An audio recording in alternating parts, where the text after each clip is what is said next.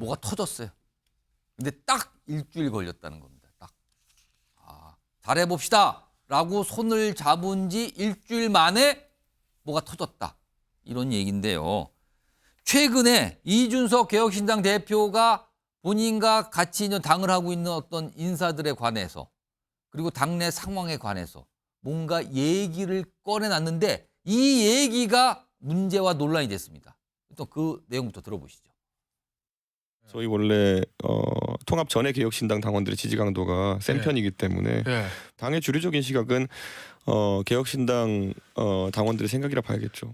류호정 의원이 지금 상태대로라면은 통합된 개혁신당에서 주류적인 위치나 주류적인 어떤 그런 생각으로 자리 잡기는 어려울 겁니다. 좀 당의 주류적인 어떤 당원들이나 시각 입장에서 류호정 의원의 그런 정책 제안이나 시각이 많이 반영되지는 않을 것 같다. 무슨 주류 그리고 누구는 주류가 안 되고요. 뭐 이런 얘기를 꺼내놓는답니다. 이런 게 있었는데 이게 당내에서 조금씩 얘기가 됐는데 그런 가운데요 다음 현상이 나타났습니다. 화면에 있습니다. 오늘 원래 최고위원회의가 예정됐는데 어제 오후에 갑자기 취소가 됐다 그러네요. 근데 이준석 대표가 취소 요청해서 취소가 됐대요. 그리고 이와 관련해서 이게 언론 보도에 나왔어요. 다음 보겠습니다. 언론 보도에 따르면 관계자가 설명을 합니다. 전날 오전까지 분위기가 좋았는데 오후에 이준석 우리가 주류 발언 이거 관련된 거 그리고 배복주 전 정의당 부대표인가요? 이분에 대한 입당 소식 등으로 분위기가 확 바뀌었다.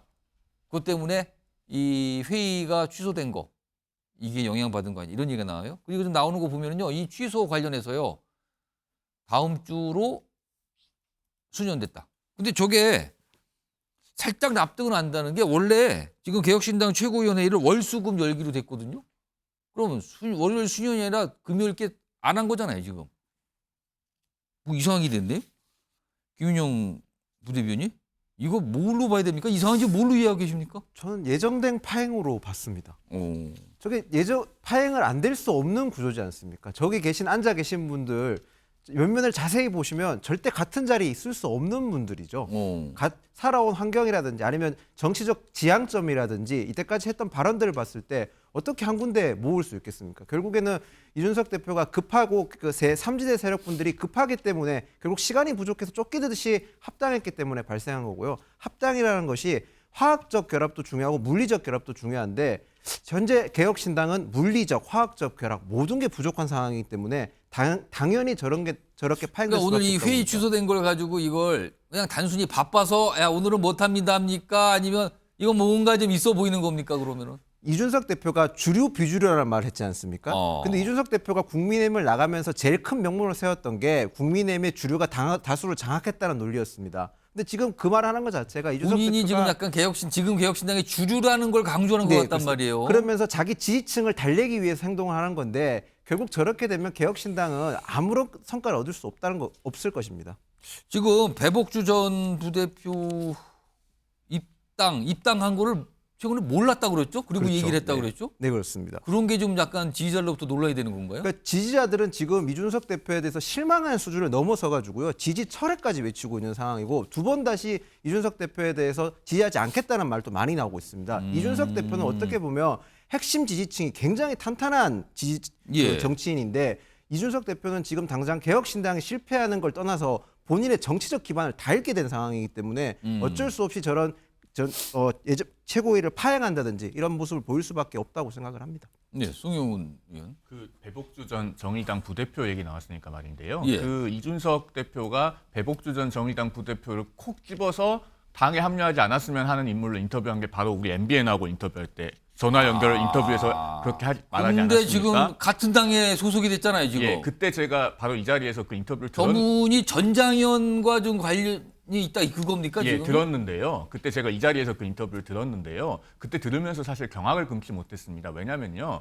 누구의 배우자라는 이유로 비토하는 것도 참 그 사례가 드문 일입니다만은 더더군다나 저 배복주 전 정의당 부대표는요. 본인이 휠체어 장애인이에요. 그것도 3살 때부터 소아마비를 알아서 휠체어 타고 다니시는 장애인입니다. 그러면은 그분에게 그런 이동권은 본인으로서는 굉장히 절박한 문제고 평생을 바쳐서 그 고쳐야 되는 문제거든요. 그거를 이준석 대표는 전혀 공감과 이해를 하지 못하고 그런 사람은 우리 당에 들어올 수 없다. 이렇게 딱 짜는 거예요. 근데 그것도 본인의 생각대로가 안 됐단 말이에요, 지금 또. 그렇습니다. 근데 그걸 가지고 지금 계속 관철을 하려고 저러는 게 아닌가 싶은데 저는 정치가 그 정도의 포용력밖에 없어서는 과연 지속될 수 있는 것인가 하는 생각이 들고요. 근데 지금 배복주 전 부대표요. 지금 언론 인터뷰를 통해 보면 지금 이 개혁신당에서 비례대표를 원한다 그랬거든요. 이거 가지고 큰 다툼이 되지 않겠습니까, 지금? 그렇습니다. 상당한 갈등 요소가 될 걸로 보이고요. 그래서 제가 작년 12월부터 그 이준석 대표와 이낙연 대표의 결합 가능성에 대해서 질문을 받으면은 예. 일관되게 드렸던 얘기가 있습니다. 그 소주와 맥주를 섞으면 우리가 소맥이 돼서 맛있게 먹을 수 있는데 소주에 물을 타거나 맥주에 물을 타면은 맛이 없다는 얘기를 제가 계속 드렸거든요. 이준석 대표가 바로 그 물과 같은 존재다. 그러니까 어느 당에서나 자신이 헤게모니를 잡지 못한 상황에서는 항상 다른 지도부를 공격하고 곤란하게 만드는 역할을 해왔다. 그런 말씀을 드렸었는데 역시나 지금 예상대로 전개가 되고 있습니다. 일단 이게 단순히 그냥 뭐 취소할 수 있는 회의 정도인 건지 아니면 그 이상의 뭔가가 있어서 회의가 열리지 않은 건지는 모르겠습니다만 약간의 새로 출범한 신당 측으로는 이 회의를 빼먹는 거는 글쎄요. 보기에 따라서 여러 가지 해석이 가능한데 그런 말씀드리고요. 이런 가운데 지금 한 언론 보도가 나왔는데 이준석 대표의 지역구 출마 관련된 얘기가 좀 나온 게 있어요. 지금 밑에 아래 자막으로 나오고 있는데요. 이준석 대표 수원, 평택 등 출마 검토한다는 보도가 방금 나왔습니다. 수원, 평택이요. 그동안 세종 아니면 서울에 어디 아니면 대구에 어디 나왔는데 이제는 수도권에 수원, 평택이 나왔어요. 그리고 이게 양양자 이원우 의원과 함께 반도체 벨트 뭐 이렇게 구축한다 이런까지 나왔거든요. 좀 보면은 출마 지역 2월 말 3월 초대 윤곽이다 이렇게 나왔는데 일단 보도는 수원, 평택이 나왔어요. 소영주 부대변인, 수원, 평택 가능성 이거 어떻게 보십니까? 뭐 일단 띄우는 거죠. 던져본다고 제가 보시는 봐서는 것입니까? 이준석 대표가 이제 개혁신당 쪽이 최근에 이슈가 별로 없잖아요. 그러니까 제가 봐서는 수원, 평택 등을 경기 남부에서 이 반도체 벨트라는 것도 하나의 아니었을 거예요. 그다음에 TK 가서 어떤 영남의 보수의 심장에서 나가는 것도 하나의 아닐 것이고 예. 세종도 아니고 그래서 여러 가지 안 중에 검토된 것 중에 하나를 흘려서 지금 기본적으로 끌어당기는 겁니다. 그러면은 언론의 이게 주목도를. 안으로 흘려보는 게 너무 많아요 지역이 지금. 그렇죠. 제가 꽂아보면 일단 처음에 대구 얘기 나왔다가요. 서울의 노원 쪽으로 다시 나오는 거 아니야 4개 나왔다가 최근엔 또 세종이 나왔어요. 그럼 이번에 수원과 평택이 추가되는 겁니다. 그러니까 지금 이거는 제가 봐서는 주목도를 높이기 위한 하나의 그냥 안을 던진 거예요. 저는 이건 결정 안 됐다고 봅니다. 이거는 뭐 저기 결정되지 않은 사항을 보도한 거라고 보고요. 중요한 거는 지금 내부적으로 이준석 대표가 지금 배복주 전 정의당 대표 여러 전장현과 관련된 것들 예. 류호정 의원과의 어떤 논란 속에서 본인의 지지층이 빠져나가는 것들이거든요. 결국에는 지금 아주 이질적인 집단이 합쳐서 새로운 빅텐트를 쳤는데 예. 두 개를 다 먹으려고 하면요. 한 발도 못 나가는 거예요. 이준석 대표는 그걸 알아야 돼요. 하나를 얻었으면 하나를 잃을 각오를 해야 되는데 예. 본인은 다 가지려고 그래요. 그러면은 한 발짝도 못 가죠. 두 개라는 거는 빅텐트 하나, 그다음에 지지자 관련 지지자도 하나. 하나. 다 가지려고 하니까 여기에서 본인이 다시 어깨 싸움이 들어가는 겁니다. 이렇게 싸워줘야 다시 지지층이 돌아오거든요. 그럼 그 안에서 싸우신 분들은 어떻게 되는 거예요? 그러니까 문제예요. 그러면은 지금 통합공간위를 개혁신당 안에서 하는데 예. 시간은 없어요. 지금 최고를 안 내는 게 내부 갈등이 아니다. 내부 갈등이죠. 지금 오늘 나온 지지율이잖아요. 이게 아까 여야 거대 정당만 소개 들었는데 여기 보면 개혁신당 나오는데요. 약한데요 지지율 숫자가 저게 조금. 한 8%는 나와야 좀 숨도 좀 쉬고 빅텐트 친 면도 쓸 텐데 예. 지금 봐서는 이준석 대표가 나름대로의 자기 지지층이 흔들리는 거에 대해서 굉장히 스트레스 받는 것 같아요. 그래서 제가 봐서는 지금 현재 오늘 최고위를 안 하고 월요일로 넘긴 것은 이 기간 동안 이낙연 공동대표나 아니면 그쪽 뭐 새로운 미래에서 훔친 그쪽에 무슨 대답을 기다리지 않나. 저는 그런 시간을 갖고 있는데 제가 조언 하나 들으면 시간 없다. 그러니까 두 가지 욕심 다 챙기려 하지 말고 예. 하나를 버리고 하나를 얻는 좀 지혜를 택해야 될 텐데 모르겠어요. 이준석 대표 스타일이 그런 거는 좀 아니잖아요. 다 얻고 싶어 하잖아요. 그래서 좀 걱정입니다. 예. 서재원 위원장은 지금 민주당 대구시당 청년위원장인데 처음에 이준석 대표의 출마 지역구로 대구 쪽이 거론됐다가 지금 이제 수원 평택까지 나오고 있어요. 이거 어떻게 보십니까? 맞습니다. 이렇게 되면 또 서울도 했었으니까 이제 또 비례 이야기 나오지 않을까 이제 전국구로. 비례요. 예, 그렇죠. 그냥 오해할 수 있는 본인은 것이죠. 비례는 안 간다고 이제 얘기를 예. 해놓은 상태인데. 예, 그만큼 오해를 받아서 저는 이준석 대표가 사실 정치 신인이 아니잖아요. 정치 신인은 뭐 예전에 이영표 축구 해설위원께서 월드컵은 뭐 연습하는 것이 아니라 증명하는 것처럼 예. 이준석 대표는 나이에 비해서 정치 연륜을 봤을 때는 이제는 총선에서 증명해야 되는 겁니다. 예. 그럼 본인이 희생을 넘어서 시너지를 할 책임이 있는 것인데 지금 앞서 이제 그 지지율로 봤을 때 3+3이면 6인데 지금 4가 나와버렸지 않습니까?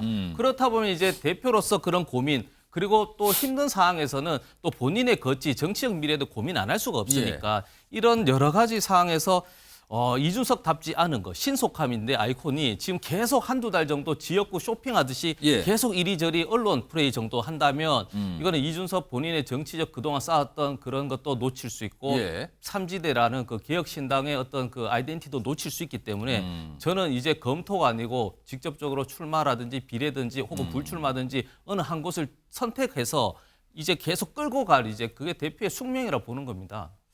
자, 마지막으로 김용현 부대변인께 네. 만약에 이준석 대표가 수원에 출마한다면요. 수원이 5개 지역구가 있는데 모두 다 민주당 의원이거든요. 네. 그만큼 국민의힘에는 험지예요. 네. 근데 여기에 개혁신당의 이준석 대표가 뛰어든다면 거기에 출마한 국민의힘 후보들에게 불리한 겁니까? 저는 이준석 대표가 지금 더 이상 보수 정당의 색깔을 띠고 있지 않다고 생각합니다. 오히려 이준석 대표를 찍는 분들이 보수보다는 진보 보수 골고루 섞여 있을 거라 생각이 들거든요. 그래서 결코 저희한테 무조건 불리하다 그렇게 평가는 저는 그러면 하지 않습니다. 민주당 후보나 국민의힘 후보 모두에게 약간의 부정적인 효과는 고루 갈 거다? 네, 그렇죠. 현재 개혁신당 자체가 보수나 진보 어느 쪽 성향을 못 갖고 있다고 저는 생각을 하고 있습니다. 그렇기 때문에 민주당이나 국민의힘 둘 다 똑같이 마이너스로 작용할 거라고 생각하고 있습니다.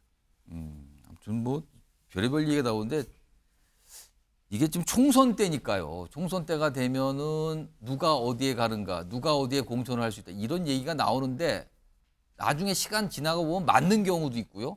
완전히 틀린 경우도 있어요. 지금 각각 소개해드릴 게 많은데 과연 이게 어느 경우인지는 아직은 모릅니다. 시간이 좀 필요해 보이는 상황입니다.